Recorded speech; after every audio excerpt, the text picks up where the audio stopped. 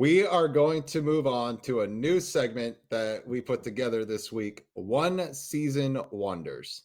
So these guys came up, were a flash in the pan, and then we didn't hear from them again. So here we go. I'm going to start with a little bit out of the rules to start because this was a 2-year kind of blip. Travis Shaw with the Brewers. I love when you like immediately break the rules of your own thing. I love Yep, it. I got to. But 273 average in 2017, 31 and 100, 34 doubles. I mean, that's a pretty damn good season. Really good season. Yeah. And I looked at it to 2018 because 2017 to me, I remembered Travis Shaw just being absolutely dominant. But then I start looking at the numbers in 2018 and I'm like, wait, he had a higher WAR.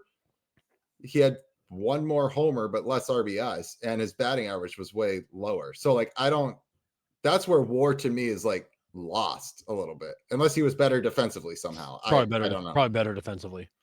But Didn't they move him to first? they probably, I think that's what they So he did. probably gets the benefit of being at a lower rated position.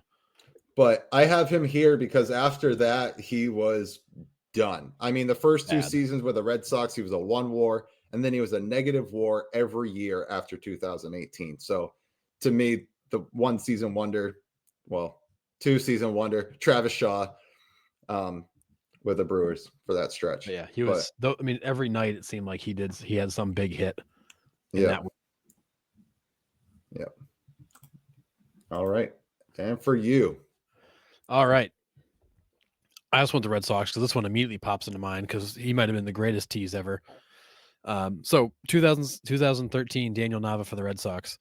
He is most remembered for that first pitch grand slam hit in 2010, which was wild. But in 2013, 303 batting average, 12 home runs, 66 RBIs, 139 hits. He ended up playing 7 years. And for his career, he had 452 hits and 29 home runs. After this season, he literally didn't do anything. Yeah. He got the Red Sox, ended up demoting him to a part-time player. He ended up getting cut loose. It literally for him, it was the one grand slam moment, the one season of 2013. Otherwise, his career was a bunch of nothing in between. And he had no teams interested in him. Yeah. At all. Now I remember when he came up, like Red Sox Nation was excited for this dude. Oh yeah. And just never quite panned out. No, and and he played a big role in that 2013 team. Yeah. So thank you, Daniel Nava, for what you did in 2013. But that was it. His whole career. I mean, you look at his numbers, and like a third of his whole career production was in that season. Yeah. All right. I have 2010 Ubaldo Jimenez Such for a the good call. Rockies. 19-8 win-loss record, 2.88 ERA, which is unreal at Coors Field. Oh, stupid. 221 point and 2/3 innings pitched, 214 Ks. It was his only All-Star appearance and then third in Cy Young voting that year. And then you can see his career stats after that. 4.34 career ERA, 114 and 117 win-loss record. When you have a 19-8 win-loss in one season and your career record is below 500, that's pretty rough. Well, and you look at Ubaldo Jimenez, like he was slowly getting better. Like in 2008, he was 12-12 with a 3.99. 2009, he was 15-12 with a 3.47. All of a sudden, he's 19-8 with a 2.88, and then he comes right back 10-13 with a 4.68. Year after that, he's 9-17 with a 5.4 in Cleveland, and it just got really bad for him. It just kept getting worse. Yep. But that season he was so good. He was just unhittable. Yeah, and he threw a no-hitter that year as well. That's right, he did. Yep. So yeah, the only All-Star he made in his whole career was that season. Yep, absolutely. But rough. Yep. All right. One of my favorite quirky ball players of all time, Mark Fidrych. So 1976, Mark Fidrych. 19-9 with a 234, 24 complete games, 250 in the third innings pitched. He started only 27 more games in his career and pitched only 162 more innings. It was a lot of things. It was injuries. It was inconsistency. It was, I mean, the guy was borderline nuts. Borderline. I mean, I'll give him the benefit of the doubt, but yeah, I mean, Okay. Fidrich that season he was so unbelievably good, and the rest of his career was just nothing. Yeah. It was starts and stops. It was injuries. It was inconsistency. It was just bad. Yeah.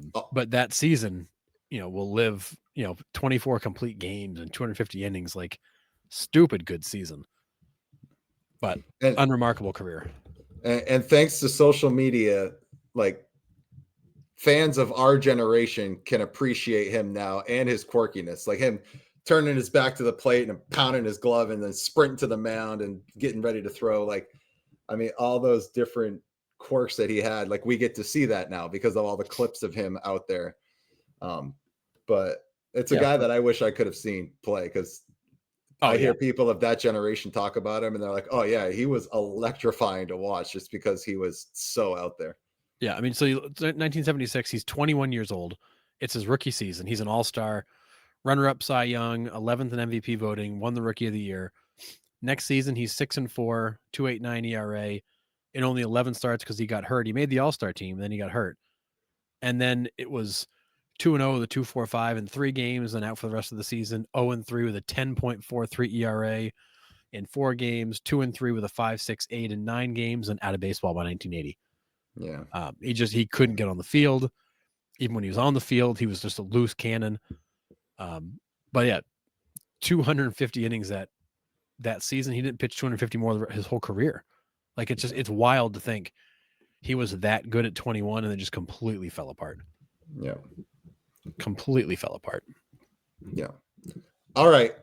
Disclaimer here. I know Adrian Beltre is not a one-season wonder. He is the Red Sox one-season wonder. That's how I kind of viewed this one. 2010, Adrian Beltre for the Red Sox.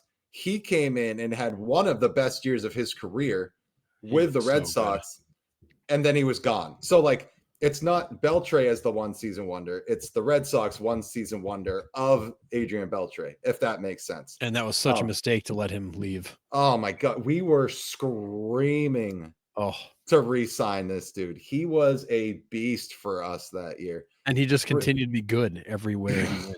I mean, obviously, he's a Hall of Famer, but 321 batting average, 28 homers, 102, 49 doubles. I mean, this dude was just wearing out Fenway Park, and it was such an amazing season to watch him at third base for our Red Sox. And I hate, like you said, I hate that they did not find a way to keep him in Boston.